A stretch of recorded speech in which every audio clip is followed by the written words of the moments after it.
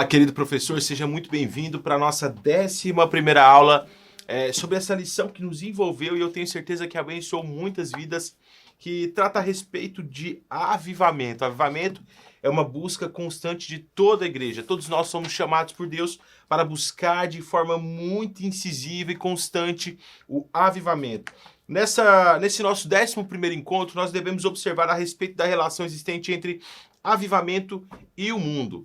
Existe uma correlação muito própria e muito cara para os cristãos de análise sobre a relação existente entre avivamento e o mundo, e é justamente isso que nós iremos ver aqui. O texto separado, o texto-chave, é um texto que está lá no primeiro livro das Crônicas de Israel, no capítulo 12, o verso 32, que fala sobre os homens da tribo de Sacar, os 200 homens da tribo de Sacar, que tinha como função decifrar o tempo, fazer uma análise da sociedade ao qual eles estavam vivendo e imersos. Então, a partir desse chamado de Deus, nessa tribo específica, que tinha como orientação, ou como chamado, como vocação, a leitura do tempo, nós observamos também nós, como filhos de Deus, a necessidade de estar constantemente separando e analisando o texto. A leitura bíblica dessa semana é um texto muito caro também para todos nós cristãos, que é a oração de Cristo a respeito dos seus discípulos. A oração de Cristo para que Deus venha proteger cada um dos escolhidos, mesmo que eles continuassem no mundo. E Cristo pediu para que eles não viessem ser sacados do mundo, mas para que no mundo eles viessem ser protegidos pela ação divina. O objetivo, professor, é o seguinte: mostrar que mesmo o cristão estando ainda neste mundo, ele não pode se conformar com o padrão e estilo desta vida. O primeiro ponto, a introdução, qual que é a proposta aqui da revista? É nós observarmos que mesmo com todas as análises de diversas áreas do conhecimento, nós também como cristãos somos chamados a viver e analisar o tempo ao qual nós estamos vivendo, sobretudo a conhecida pós-modernidade ou a pós-verdade, um momento na história da humanidade onde a verdade perdeu a sua rigidez, a sua o seu estado sólido e se tornou muito fluida, muito líquida, e nós cristãos estamos imersos nisso. O primeiro ponto nessa parte amarela, todas essas partes amarelas são subsídios restritos à lição de um professor. Ele diz justamente isso. Diz assim, ó: pós-modernidade é o termo usado por alguns especialistas para definir a época em que vivemos. Refere-se a este tempo onde os relacionamentos são virtuais e rápidos, onde se foge da intimidade e compromisso. Geração frágil e com dificuldades de ser confrontada. Essa é uma definição genérica, mas de certa forma precisa sobre o que é a pós-modernidade. É uma geração extremamente pálida, sensível, frágil, com pouca resiliência, e nós, como cristãos, somos chamados a produzir ou enfogueirar esses corações muito instáveis, muito falhos, muito frágeis, né? E nós somos chamados a pregar. Antes de você começar, você precisa definir o conceito de mundo. Por quê? Mundo é uma homonia, né? Ela tem vários significados, né? Cada um é o universo, o mundo ao qual nós vivemos como o planeta Terra, ou o mundo como esse sistema mundial. Mesmo no texto bíblico existem diversas aplicabilidades para a palavra. A palavra no original aí é cosmos, né? Cosmos, ela tem algumas definições e eu separei essas definições a partir do léxico grego, que diz o seguinte, ó: universo como uma estrutura ordenada, superfície da Terra como lugar de habitação do ser humano, pessoas associadas a um sistema do mundo e afastadas de Deus, aplicação metafórica do significado de cosmos para mundo ou universo. Essas definições referem-se de forma direta à Terra, ao planeta Terra, mas também se aplicam ao sistema ao qual nós vivemos imersos, esse sistema global, esse sistema mundial, esse mundo, né? O diabo, ao tentar Cristo, faz menção a essa entidade imaterial da qual ele era dono, que eram os reinos do mundo, os reinos da terra, né? No original, oikomenes, que é um sinônimo de cosmos. Cosmos e oikomenes são palavras sinônimas que têm uma mesma aplicabilidade, são palavras ligadas. Foi uma das ferramentas de barganha. Satanás, ao tentar Cristo, utilizou-se do seu poder sobre esse mundo imaterial para tentar barganhar com Cristo o seu pecado, a queda de Cristo, que não ocorreu. Primeiro ponto, O segundo ponto, perdão, também é uma outra aplicabilidade da palavra cosmos, que também se refere à beleza, né? Se nós pegarmos a palavra cosmético, o prefixo cos, ele está ligado a cosmos, né? Porque cosmos também se referia à beleza, ao adorno, às bijuterias, aos elementos que as mulheres passavam no rosto, os cosméticos, né? O cosmos também poderia, no original grego, se referir a essa beleza.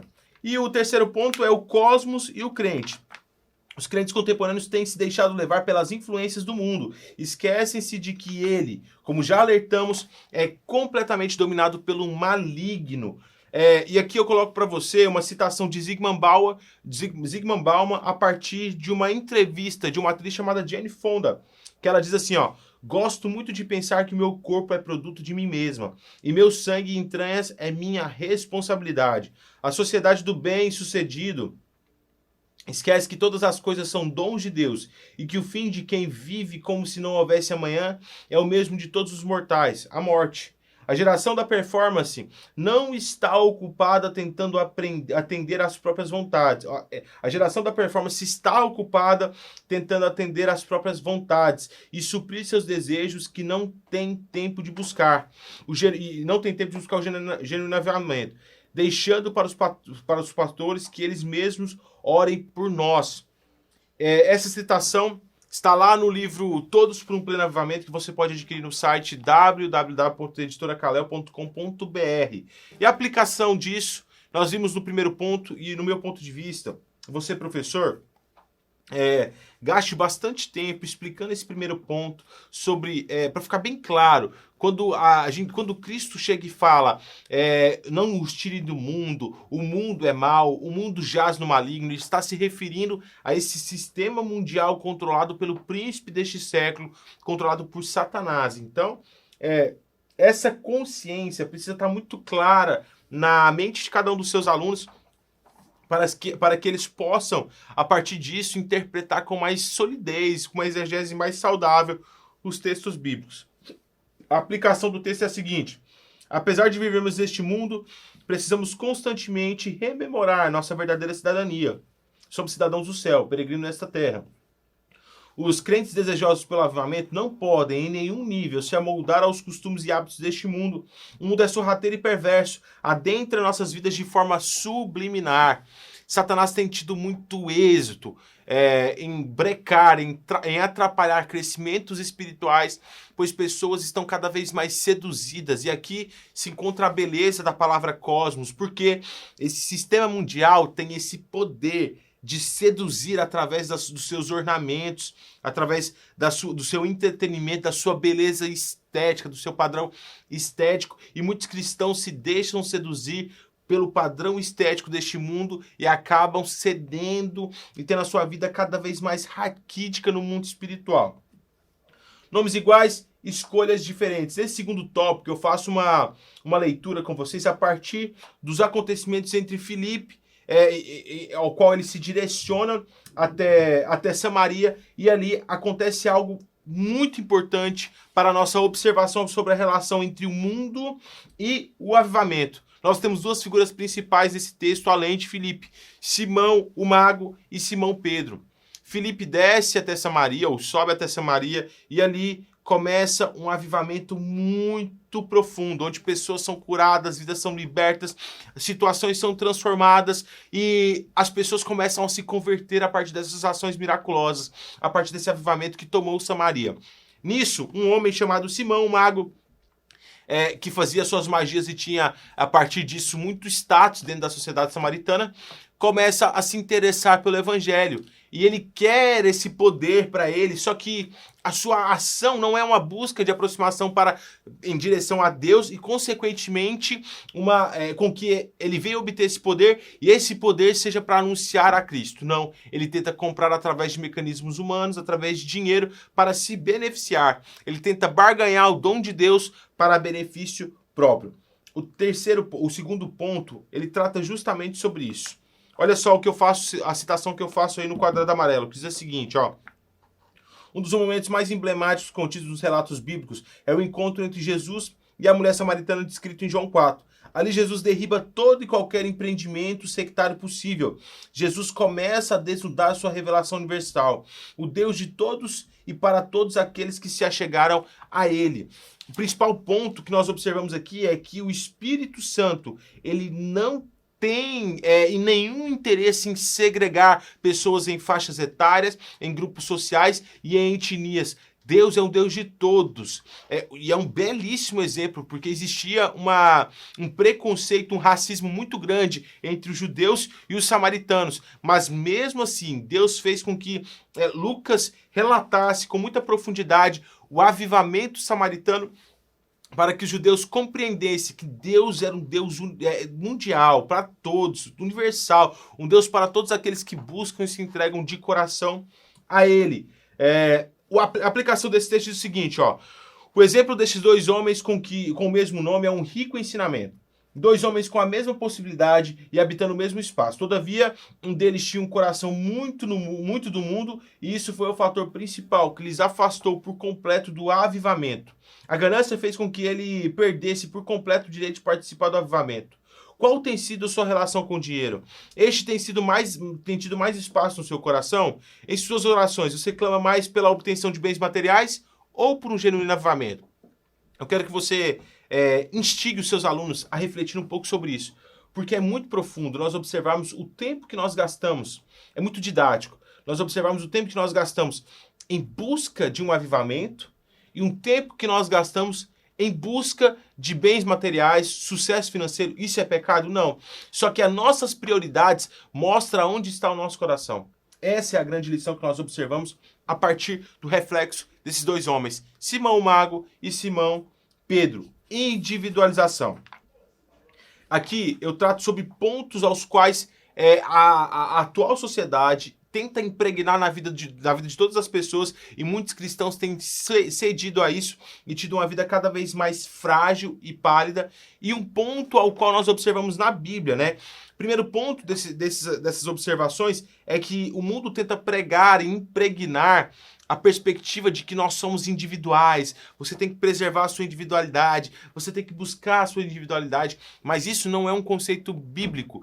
Deus, ele sempre trabalhou na perspectiva do coletivo. Nós somos igreja, um agente global, gigantesco, que abrange todas as coisas e tem como cabeça Jesus Cristo.